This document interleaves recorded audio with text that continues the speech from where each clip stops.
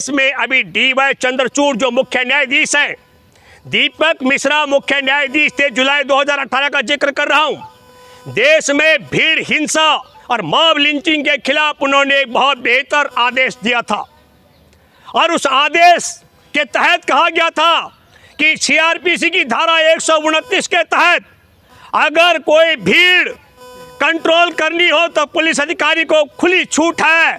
और हमारे देश में बरेली में एसएसपी, उनका नाम है प्रभाकर चौधरी।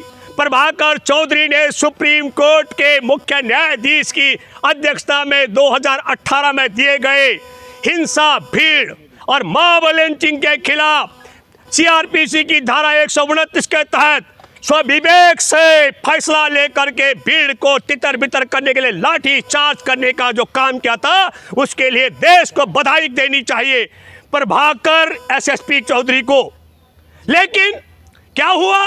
प्रभाकर का तबादला कर दिया दंगाई संघियों की सरकार ने। कहा कि तुमने दंगा और पंगा करने वालों पर सीआरपीसी की धारा 129 के तहत लाठी चार्ज क्यों किया?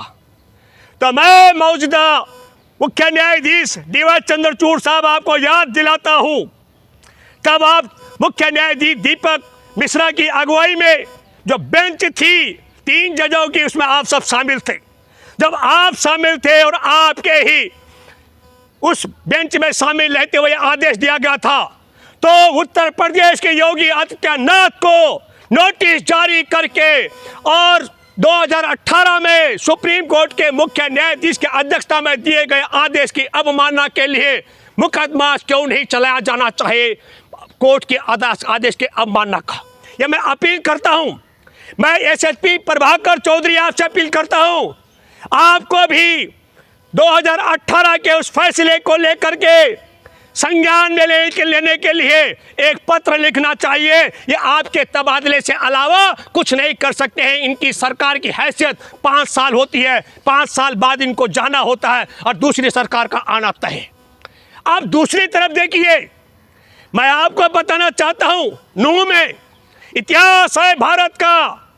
भारत की आज़ादी से लेकर अब तक वहाँ कभी भाईचारा कायम रहा, कभी दंगा नहीं हुआ। और अब की बार वहां दंगा किया गया, दंगा कराया गया षड्यंत्र के तहत। और क्यों हुआ? आपने इसमें बड़ी रोचक बात है, ये दंगा कराने के षड्यंत्र के पीछे देखिए क्या है। एक काउ टास्क फोर्स है और वह काउ टास्क फोर्स है, उसमें गौ रक्षकों को भी शामिल किया गया है। हरियाणा की खट्टर सरकार की नासिर जुनैद की हत्या कर दी गई थी फरवरी में जला करके। उसी काउ टास्क फोर्स और गौ रक्षक, उसका नाम है मोनू मानेश्वर के माध्यम से। और मोनू मानेश्वर जब उस टास्क फोर्स का सदस्य है और उस टास्क फोर्स के माध्यम से जो खट्टर सरकार ने गठित कर रखी है, तो सबसे बड़ी बात मैं ये कहना चाहता हूं कि जुनैद और नासिर की हत्या का मुकदमा खट्टर सरकार पर भी चलना चाहिए। अपहरण कर जिंदा जलाने का यह सुप्रीम कोर्ट की जिम्मेदारी बनती है, क्योंकि सुप्रीम कोर्ट का आदेश पहले आ रखा है जुलाई 2018 में। यह बात मैं चंद्रचूड़ साहब आपको याद दिलाना चाहता हूं। यह बात मैं राजस्थान की गहलोत सरकार को याद दिलाना चाहता हूं, जो नासिर और जुनैद के मामले में मुकदमा दर्ज की हुई है। और एक हैरानगी की बात है, हरियाणा में राजस्थान के ये 2 नासिर जुनैद को जिंदा जलाया जाता है और खट्टर कह रहा है पकड़ लो गहलोत तुम। मैं इस क्रोनोलॉजी को भी आपको समझना पड़ेगा। और मैं आपको बताना चाहता हूं, न केवल मोनू मानेश्वर का जिक्र, पर एक और है बिट्टू बजरंगी, जो चैलेंज कर रहा था। उसका हयात वीडियो दुनिया ने देखा। हमारे देश में 2018 का जो भीड़ हिंसा और मॉब लिंचिंग के खिलाफ जो फैसला आया था, आदेश आया था, उसमें कहा गया है कि धारा 153 के तहत ऐसी अफवाह झूठ फैलाने वाले के खिलाफ यह संविधान में, यह कानून में जो और कोई प्रावधान है, तत्काल मुकदमा दर्ज होना चाहिए। तो देखना रोचक होगा कि वहां पर जो धर्म के नाम पर जुलूस निकाला जा रहा था, उसमें जिस तरीके का बिट्टू बजरंगी का वह बयान था, हरियाणा की खट्टर सरकार ने और नूह की जो पुलिस है, उन्होंने बिट्टू बजरंगी के खिलाफ उस धारा के तहत मुकदमा दर्ज किया है कि नहीं, ये महत्वपूर्ण है। महत्वपूर्ण है कि वहां AK-47 को लेकर के फायरिंग कर रहा था मंदिर किसे, उसका नाम है बाबा, उस लड़के का नाम।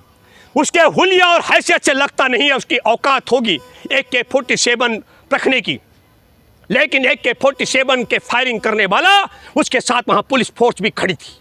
तो बुलडोजर चलने चाहिए उन सब पुलिसकर्मियों के घरों पर जिन पुलिसकर्मियों की मौजूदगी में उस बाबा नामक युवा ने AK-47 से गोलीबारी की है।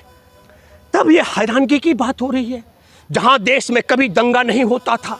और तब मैं ये कहना चाहता हूं, फिर सवाल आता है कि 2018 का कानून जिस दिन अस्तित्व में आया था, 2018 का 17 जुलाई का मैं जिक्र कर रहा हूं, और 20 जुलाई को राजस्थान में रकबर खान की हत्या करके भाजपा संघ परिवार की सरकार ने संदेश दिया था कि हम किसी भी कीमत पे सुप्रीम कोर्ट के मुख्य न्यायाधीश की हिंसा, भीड़ और मॉब लिंचिंग के कानून को के पालन नहीं करेंगे। और तब मैं हैरान हूं कि सुप्रीम कोर्ट की बेंच ने तब राजस्थान की सरकार संबंधित पुलिस अधिकारियों पर क्यों नहीं सुप्रीम कोर्ट के आदेश की अवमानना का मुकदमा दायर किया। मैं अपील करता हूं गहलोत सरकार से कि गहलोत सरकार आगे बढ़े और रकबर खान के मामले में तत्कालीन पिछली सरकार में शामिल जो मंत्री थे, पुलिस अधिकारी थे, उन पर सुप्रीम कोर्ट के जुलाई 2018 के आदेश के तहत अवमानना का मुकदमा दर्ज कराने की कार्रवाई आगे बढ़नी चाहिए। मेरे जैसे लोग बार बार सोचते हैं सड़क पर यह गुंडों की भीड़, कभी राम के नाम पर, कभी हनुमान के नाम पर, कभी गाय के नाम पर, इनके क्रोनोलॉजी को भी समझना पड़ेगा। और कारण क्या है इस हिंसा के पीछे, हिंदू मुसलमान बनाने का ध्रुवीकरण के पीछे की षड्यंत्र को आपको समझना पड़ेगा। एक महत्वपूर्ण बात, तारीख और समय का भी ध्यान रखना पड़ेगा।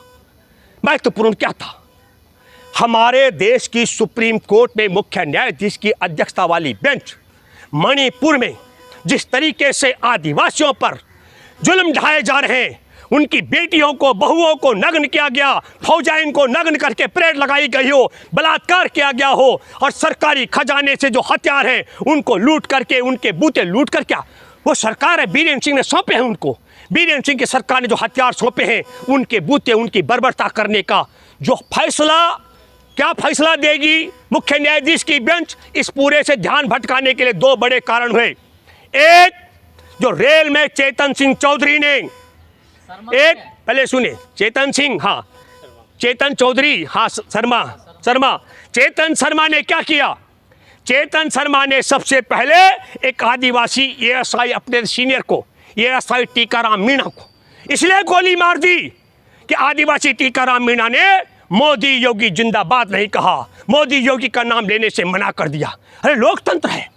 एक संदेश यह दिया गया ये संघी गुंडों के माध्यम से कि RSS BJP के आतंकवादी भारत में सुरक्षा बलों की वर्दी में भी हैं, अगर उनके सामने आपने योगी मोदी जिंदाबाद नहीं किया तो आदिवासी टीका राम मीणा की तरह सरेआम गोली मार के हत्या कर दी जाएगी। और दूसरा संदेश क्या दिया कि मुसलमानों तुम याद रखो, तुम योगी मोदी जिंदाबाद नहीं करते हो, तुमको रेलों में जिंदा रहने का हक नहीं है। यह संदेश क्यों दिया। और तीसरी बात कि पूरे भारत में जो माहौल बन गया है कि देश को बचाने के लिए NDA को हटाना होगा, मोदी को भगाना होगा और इंडिया को लाना होगा, यह जो चर्चा सार्वजनिक परिवहन व्यवस्था में होने लग गई है, इससे लोगों को डराने का षड्यंत्र है। इसलिए मैं देशवासियों आप सबों से अपील करता हूं, आदिवासी, मछुआरे, दलित, भूमिहीन, किसान, नौजवान, महिला, पुरुष सब इकट्ठे होकर बसों में, रेलों में, जहाजों में, मेट्रो में, हर जगह चर्चा करो कि न देश को बचाने के लिए, संविधान को बचाने के लिए, देश के भाईचारे को, देश की सीमा को, देश के सेना को और देश की व्यवस्था, किसान और जवान और महिलाओं को बचाने के लिए नरेंद्र मोदी और NDA को भगाना होगा। मैं सैल्यूट करता हूं हरियाणा में नूह में जहां आग लगा दंगे करा थे, उससे पहले जाट बड़े मुखिया लोगों ने ऐलान किया, कहा कि जाट का धर्म देश में अन्न पैदा करना, जवान पैदा करना, पहलवान पैदा करना, देश में भाईचारा, इंसानियत पैदा करना, ये हमारा दायित्व है। गुजरों के मुखिया ने भी ये सब किया। इनका इतिहास देखिए आप, कहीं ये मीर भोज के नाम पर गुजर और राजपूतों को लड़ाते हैं। हमने फैक्ट फाइंडिंग रिपोर्ट की थी, हरियाणा में जाटों के कत्ले आम कैसे इन्होंने कराया था। आपने मराठों पर भी इनका अत्याचार देखा होगा, और राजस्थान में भी रेल की पटरियां गोलियों से खून से सन गई थी, ये सब जानते हैं। इनसे पूछना पड़ेगा कौन हिंदू है भैया। जाट जाट हो गया, गुजर गुजर हो गया, मराठा मराठा हो गया, राजपूत राजपूत हो गया। अरे कहीं और घटना भी है। उत्तर प्रदेश में जब दुबे के घर में बुलडोजर चल रहा था, उस नब्बिहाता के साथ क्या हुआ वो सब जमाना जानता है। तो वो फिर कौन हिंदू है। पर मैं एक बात आपके माध्यम से कहना चाहता हूं, 31 तारीख को यह संदेश और दिया गया कि मुख्य न्यायाधीश ये मत भूलो, जिनकी हिफाजत में तुम हो वो वर्दीधारी भाजपा आरएसएस के आतंकी भी हो सकते हैं। चेतन की तरह जो रेलवे पुलिस फोर्स का जो आदिवासी टीकाराम मीणा और मुसलमान यात्रियों की हत्यारा था।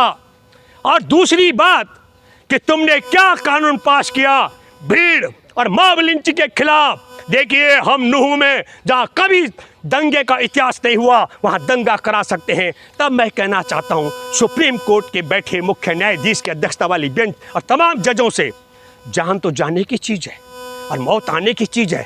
हमको भी बहुत धमकियाँ आती हैं, हम बाकियों की तरह रोना नहीं रो सकते हैं, लेकिन ये परिपाटी परंपरा खत्म करनी पड़ेगी। हमारे देश में इनके खून से हाथ कैसे रंगे हुए हैं। हरेन पांडे की हत्या इसलिए करा दी गई क्योंकि मुख्यमंत्री कायम रहने के लिए नरेंद्र मोदी को सीट चाहिए थी। यह उनके पिता का है। हमारे देश में तड़ी पार रह चुके अमित शाह को बरी कराने के लिए जस्टिस लोया की हत्या कराई गई। हमारे देश में, हमारे देश के अंदर 2013 में बने भूमि अधिग्रहण कानून को बदलने के लिए तत्कालीन ग्रामीण विकास मंत्री गोपीनाथ मुंडे की हत्या करा दी गई। और मैं ये कहना चाहता हूं इन हत्याओं के सिलसिले के ही रूप में अभी इनका वोट बैंक खिसक रहा है। आदिवासी, पिछड़े, दलित, गुजर, जाट, मतलब बड़ी संख्या ब्राह्मण, राजपूत भी कई खिसक रहे हैं। जो खिसकने लग गए हैं उनको बचाने का षड्यंत्र है कि इन्होंने जानबूझकर हिंदू मुसलमान का कार्ड खेला। लेकिन एक बात फिर कहना चाहता हूं कि सुप्रीम कोर्ट में बैठे जजों को चुनौती भी दी कि तुम क्या हिंसा और मॉब लिंचिंग के खिलाफ मुकदमा फैसला देते हो। हम तो तुम्हारी नाक के नीचे एनसीआर में ही भी कत्ले आम मचाने के लिए बाबा जैसे AK-47 लेकर के, और वो क्या है बिट्टू बजरंगी, जिसका बयान वीडियो बहुत घटिया, और जो वांटेड है मोस्ट वांटेड 10,000 का इनामी, क्या नाम है उसका, मोनू मानेश्वर, उसके वीडियो से तहलका मचा सकते हैं, आग लगवा सकते हैं, हिंदू मुसलमान करा सकते हैं। मैं थैंक्स और बधाई देना चाहता हूं गुजरों को, जाटों को और तमाम जो देश के इंसान और भाईचारे वाले लोग हैं। उन्होंने पोल खोल करके रख दी भाजपा के इस पूरे दंगे की।